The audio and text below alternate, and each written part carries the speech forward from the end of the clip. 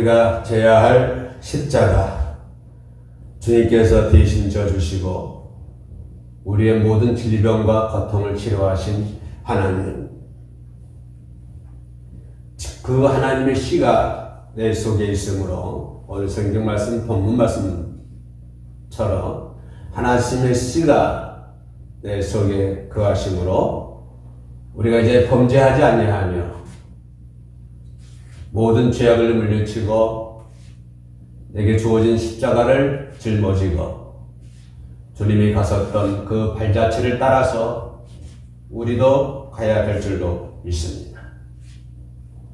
많은 예언자들이 갔던 길, 많은 선지자들이 갔던 길, 그리고 예수님이 걸어갔었던 뚜벅뚜벅 걸어갔었던 그 길, 그 후로 예수님의 제자들 그리고 많은 사람들이 걸어갔었던 그 길을 오늘도 저와 여러분들이 그 길을 마다하지 않고 걸어가야 될 줄로 믿습니다.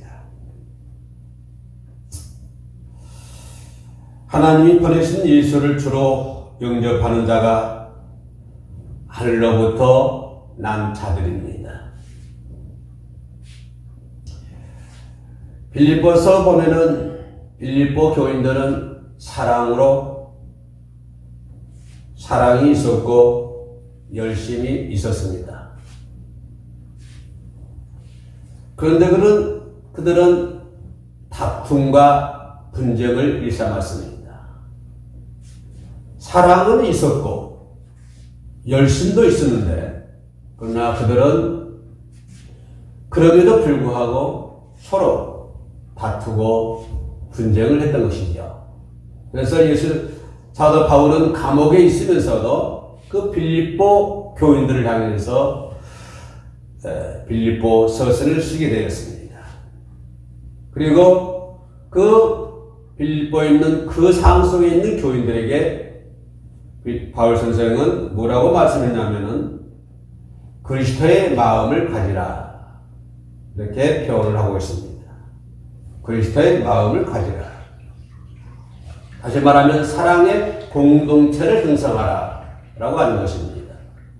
그들은 사랑은 있었고 열심은 있었는데 그리스도의 마음을 품지 못했으며 사랑의 공동체를 형성하지를 못했던 것이죠. 그래서 사도 바울 선생은 감옥에 있으면서도 그 빌립보 교인들을 향해서 그리스도의 마음을 품어라, 다시 말하면 사랑의 공동체를 형성하라 라고 말씀을 해주고 있습니다. 우리는 하늘로부터 난 자들입니다. 하나님께로부터 난 자들입니다. 하나님께로부터 난 자가 온전하려면 주님의 마음을 품어야 한다고 하는 사실입니다. 나는 하나님의 신을 받았고 하나님의 거룩한 하나님께로부터 난 자, 하늘로부터 난 자이지만 우리는 거룩한 마음을 품지 못하면 그렇지를 못한다고 하는 사실입니다. 하늘로부터 난 자가 그리스도의 씨가 받는 사람, 그 사람들이 온전하게 되기 위해서는 분명 주님의 마음을 품어야 한다고 하는 사실입니다. 주님의 마음을 품어야 한다고 하는 것은 내 마음을 다 내려놔야 된다고 하는 사실입니다. 내 마음을 비워놔야만이 우리는 주님의 마음을 품을 수가 있는 것입니다. 내 마음은 가득 차 있는데, 내 마음속에 다른 것으로 가득 차 있는데 우리는 주님의 마음을 품을 수가 없는 것입니다. 반드시 하늘로부터 난 자들은 주님의 마음을 품는 자라 했기 때문에 저와 여러분들은 반드시 주님의 마음을 품을 수 있는 그런 사람이 되어야 됩니다. 그러기 위해서는 우리의 마음을 다 비워야 된다고 하는 사실입니다. 바로 주님의 마음을 품기 위해서는 주님은 이와 같이 말씀을 해주고 있습니다. 우리를 주님과 한마음 되도록 주님이 교회의 머리가 되시고 우리는 그 지체로 부리시어 주님과 내가 한 몸이 되어 있다고 하는 것입니다. 예수 그리스도는 나의 머리가 되시고 우리는 그의 지체가 되기 때문에 예수 그리스도와 나는 한 몸이 되는 것이고 한 몸이 되었다고 하는 것은 예수 그리스도와 내가 한 마음이 되었다고 하는 사실입니다. 이것이 하늘로부터 난 자들입니다. 중요하기 때문에 다시 한번 말씀드린다마는 예수 그리스도의 우리 머리가 되시고 우리는 그의 지체가 되기 때문에 예수 그리스도와 나는 한 몸을 형성하고 있습니다. 예수 그리스도와 나는 한 몸을 형성하고 있다고 하는 것은 예수 그리스도의 마음과 내 마음이 하나가 되어야 된다고 하는 것입니다. 다시 말씀드리면 내 마음이 주님의 마음을 품어야 된다고 하는 사실입니다. 이것이 하늘로부터 난 자들이요 하나님께로부터 난 자들인 줄로 믿습니다. 그래서 빌립보서 2장 5절에 이렇게 말씀을 해주고 있습니다. 너희 안에 이 마음을 품으라 곧 그리스도 예수의 마음이니. 이 마음을 품으라고 했습니다. 너희 안에 이 마음을 품으라고 했습니다.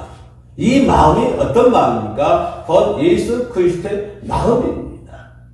예수 그리스도의 마음은 어떤 마음입니까? 바로 하늘로부터 내려온 마음입니다. 하나님의 씨가 내려져 있는 그런 마음입니다. 예수 그리스도의 마음을 닮아가는 저와 여러분들이 되어야 될 줄로 믿습니다. 이 세상에는 많은 사람들이 존재하고 있습니다. 이 세상에는 많은 사람들이 살아가고 있습니다. 어떤 사람들은 선한 사람들도 많이 있습니다. 교회 안에 있는 사람보다는 또 교회 밖에 있는 사람들이 더 선한 마음을 가질 수도 있습니다. 물론 얼마나 아름다울지 모릅니다. 그러나 그런 마음보다도 우리는 예수의 마음을 품을 수 있는 저와 여러분들이 되어야 될 줄로 믿습니다. 세상 속에서 아무리 선한 마음을 가지고 있다 할지라도 그들이 가는 종점은 결국은 지옥입니다. 우리는 예수의 마음을 품고 예수 그리스도 한 몸이 되어서 이 세상께 나그네 길을 걸어간다고 한다면 얼마 있지 않냐면 우리는 하나님과 더불어 영원히 살 수 있는, 세세토록 살 수 있는 하나님의 영광 가운데 우리가 거할 줄로 믿습니다. 이 마음을 품으라 곧 예수 그리스도의 마음이니, 이런 마음을 품을 때 우리는 온전한 사람이 될 수가 있는 것입니다. 어떤 사람이 온전한 사람입니까? 바로 예수 그리스도의 마음을 품는 사람이 온전한 사람입니다. 아무리 많은 것을 소유하고 있다고 할지라도 예수 그리스도의 마음을 품지 못하면 우리는 그 사람을 가리켜서 온전한 사람이라고 말할 수가 없는 것입니다. 그런다고 해서 교회 안에 있다고 해서 악한 마음을 품는 사람을 가리켜서 우리는 그 사람을 가리켜서 온전한 사람이라고 역시 말할 수 없는 것입니다. 교회 안에 있을 때 우리는 예수 그리스도의 마음을 품어야만이 우리는 그 사람을 가리켜서 온전한 사람이라고 얘기할 수 있는 것이죠. 자, 빌립보 교인들이 사랑이 있었고 열심이 있었지만은 온전하지 못했다고 하는 사실입니다. 바울 선생은 지금 그 말씀을 지적해 하고 있는 것입니다. 사랑은 있었고 열심히 합니다. 그러나 그들의 마음은 온전하지 못했습니다. 그래서 바울 선생은 너희 안에 이 마음을 품으라 곧 예수의 마음이니, 이렇게 살 때 빌립보 교인들이 비로소 온전한 믿음의 생활을 할 수 있다고 하는 것입니다. 비로소 온전한 사람이 된다고 하는 것입니다. 온전한 사람이 된다고 하는 것은 곧 하늘로부터 내려온 하늘 하나님의 씨를 받는 그런 온전한 사람이 된다고 하는 것을 오늘 요한일서 본문에서 말씀해 주고 있습니다. 사람은 그 마음에 무엇을 품느냐에 따라서 그 사람의 생각과 삶의 태도가 달라지는 것을 볼 수가 있습니다. 그 사람이 어떤 마음을 품느냐에 따라서 예수님 같이 되기도 하고 또 어떤 마음을 품느냐에 따라서 악마가 되기도 합니다. 이렇게 인간의 마음이라 하는 것은 너무나 중요합니다. 우리가 가지고 있는 이 마음이라 하는 것은 그만큼 중요한 것입니다. 그렇기 때문에 사도 바울 선생은 강조하고 있습니다. 예수의 마음을 품으라고 얘기하고 있습니다. 우리가 어떤 마음을 품느냐에 따라서 예수같이 되기도 하고 어떤 마음을 품느냐에 따라서 악마같이 되기도 합니다. 예수님도 되기도 하고 악마도 되기도 하는 것입니다. 착한 마음을 가진 사람은 착할 수밖에 없습니다. 착한 마음을 갖는 사람은 아무리 살기 어렵고 아무리 자기 영역이 어렵다고 할지라도 착한 사람은 착하게 살 수밖에 없는 것입니다. 그러나 나쁜 마음을 품은 사람은 언제든지 나쁜 열매를 맺을 수밖에 없는 것입니다. 그 사람 주변에 많은 것을 소유하고 있다고 할지라도 정말로 부족함이 없는 그런 삶을 산다고 할지라도 나쁜 사람은 결국에는 나쁜 열매를 맺을 수밖에 없다고 하는 사실입니다.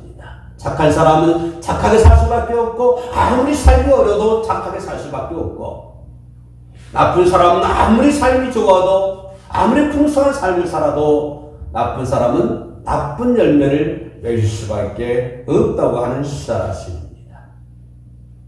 한 번 더 나아가서 긍정적인 마음을 품는 사람은 긍정적인 인생을 살 수밖에 없습니다. 그러나 부정적인 삶을 사는 사람은, 부정적인 인생을 사는 사람은 부정적인 마음을 품고 살면 모든 만사가 부정적입니다.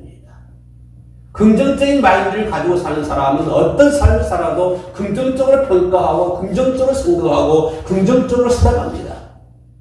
그러나 부정적인 삶을 사는 인생은 아무리 삶이 풍성해도 만사가 부정적입니다. 그 입술에서 나오는 것이 모든 것들이 부정적입니다. 왜냐하면 그 마음에 부정적인 마음을 품고 있기 때문에 그렇습니다. 긍정적인 마음을 품는 저와 여러분들이 되어야 될 줄로 믿습니다. 아무리 삶이 어려워도 긍정적인 삶을 사는 사람은, 긍정적인 마음을 품는 사람은 긍정적인 인생을 살아가고 있습니다.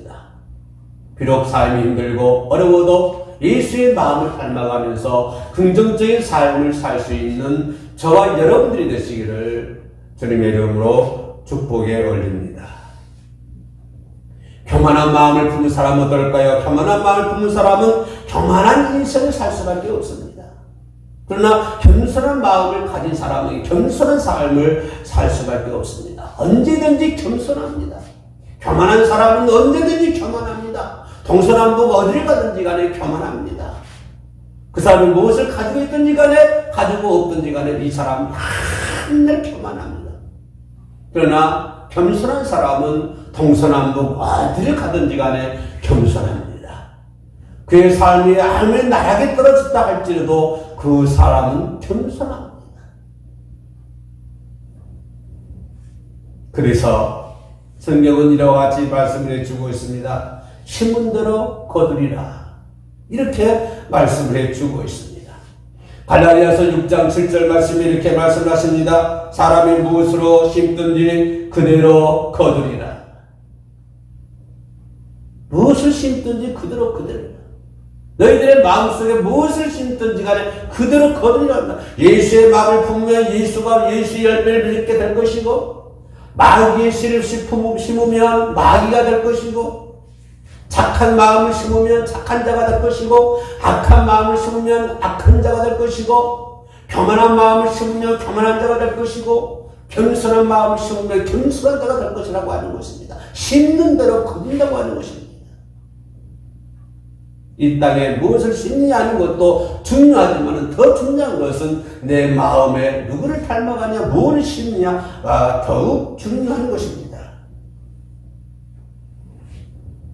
그래서 이 마귀는 무엇보다도 우리의 마음을 점령하려고 합니다. 왜냐하면 마음이라고 하는 것이 그만큼 중요하기 때문에, 그 사람의 인생의 모든 것을 좌우하기 때문에 이 마귀라고 하는 놈은 우리의 마음을 점령하려고 합니다. 그리고 우리의 마음 속에 침투하려고 합니다. 여러분의 마음이, 우리의 마음이 예수의 마음을 품지 못하면 마귀가 들어옵니다. 마귀가 내 마음을 점령해서 마귀가 들어와서 우리가 잘못된 사람으로 만들려고 노력을 하는 것이 마귀라고 하는 것입니다. 가룟 유다의 마음속에 마귀가 예수님의 발생각을 집어넣었습니다. 그 마음에 악한 마음에 들어오니까 마침내 은 30에 예수를 팔아 넘겼습니다. 결국은 나무에다가 목을 메고 자살해서 창자가 터져서 죽지 않았습니다. 마귀라고 하는 것은 그렇게 우리의 인생을 병들게 만듭니다. 마귀는 우리의 인생을 불행하게 만듭니다. 마귀는 우리의 가정을 불행하게 만듭니다. 마귀는 우리들의 자녀들을 불행하게 만듭니다. 그렇기 때문에 우리는 우리의 마음을 지킬 수가 있어야 되는 것입니다. 우리의 마음 속에 악한 것이 들어오지 못하도록 항상 복음으로 기도함으로 해서 무장을 해야 할 줄로 믿습니다. 여기에 잠언서 4장 23절에서 얘기합니다. 모든 지킬 만한 것 중에 더욱 내 마음을 지키라. 모든 지킬 만한 것 중에 더욱 내 마음을 지키라. 생명의 근원이 이에서 나니라. 아주 중요한 말씀을 해주고 있습니다. 생명의 근원이 내 마음속에서 나오기 때문에 내 마음을 지키라라고 성경은 얘기를 해주고 있습니다. 오늘 본문 말씀에 하나님께로 난 자마다 죄를 짓지 아니하나니 이는 하나님의 씨가 그 속에 거하며 저가 범죄치 못하는 것은 하나님께로부터 난 자들이라. 거듭난 사람은 범죄하지 않는다고 하는 사실입니다. 인간이 거듭난 영적인 존재는 죄를 지을 수가 없다고 하는 것입니다. 하나님의 예수의 마음을 품는 자는 죄를 지을 수가 없다고 하는 것입니다. 영적인 존재는 죄를 지을 수가 없다고 하는 것입니다. 따라서 사람이 범죄하는 것은 그 사람 안에 하나님의 신, 죄를 짓지 않는 것입니다. 하나님의 신이 내 속에 있기 때문에 죄를 지을 수가 없는 것입니다. 한마디로 하나님의 씨로 나지 않는 자요 하나님과 무관한 자인 것입니다.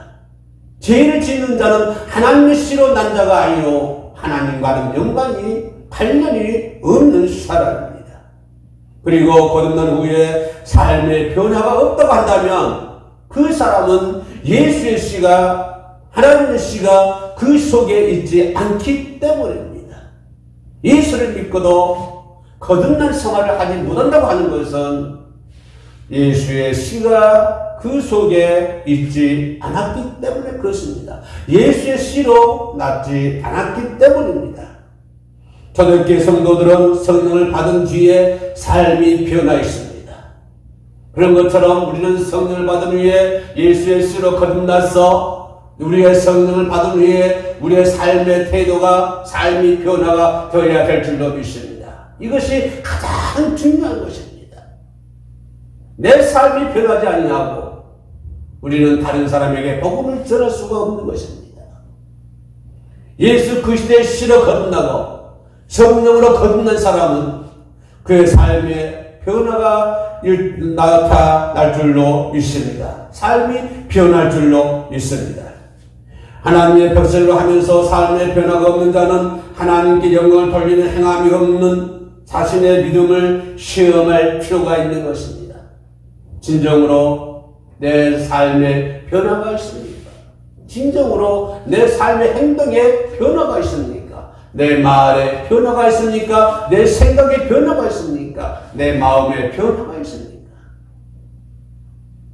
우리는 진정으로 변화가 되어야 될 줄로 믿습니다. 하나님의 백성이라고 하면서 삶의 변화가 없는 사람들은 하나님께 영광을 돌리는 행함이 없는 자신의 믿음을 다시 한번 점검해 봐야 될 줄로 믿습니다. 하나님이 내 안에 계시는 것을 아는 것하고 그분이 내 생명이 되고 전부가 되는 것하고는 다릅니다.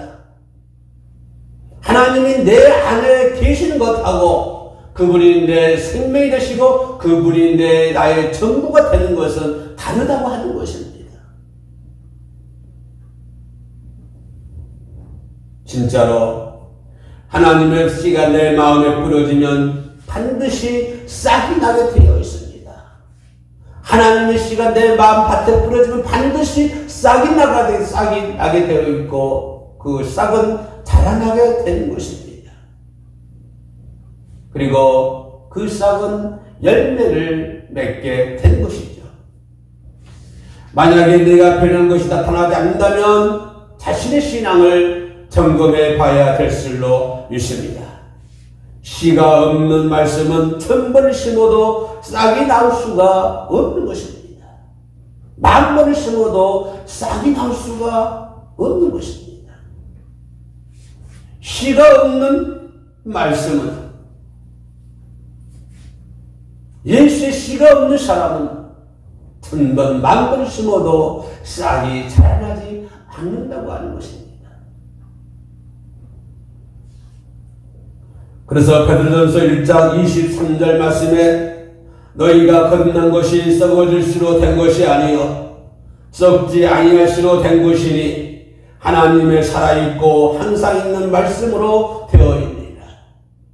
너희가 거듭난 것이 썩어질 수로 된 것이 아니요 썩지 아니할 수로 된 것이니, 우리 마음속에 심어진 예수의 씨는 썩어질 씨가 아니라 썩지 아니할 씨, 하나님의 살아있고 항상 있는 말씀으로 되어있습니다.